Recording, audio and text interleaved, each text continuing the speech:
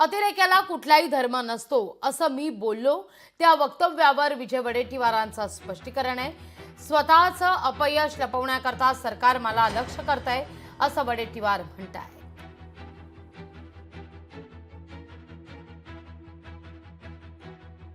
अखंडतेला खिन्नार पाडायची होती, त्यांना त्यामध्ये यश मिळवायचं होतं, म्हणून अशा प्रकारचा त्यांनी हे केलं। कारण अतिरेक्याला कुठला धर्म नसतो हे मी त्या ठिकाणी म्हणालो।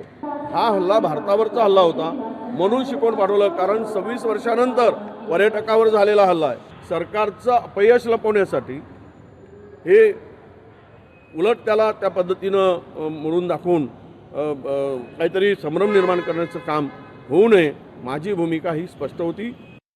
वडेट्टीवारांनी अत्यंत असंवेदनशील आणि या देशातल्या जनतेला दुखवणारं अत्यंत वादग्रस्त वक्तव्य केलं आहे। अशा वक्तव्याला केवळ माफी मागून होणार नाही।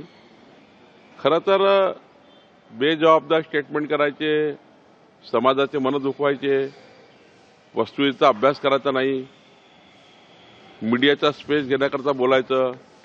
पण एका आपल्या बोलण्याने समाजावर काय परिणाम होतील, ज्या घटनेत जे परिवार त्या ठिकाणी उद्ध्वस्त झाले त्यांच्यावर काय परिणाम होईल।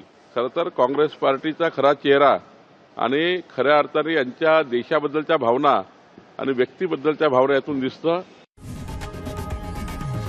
लोकशाही मराठी ऐका, पहा, जागरूक रहा।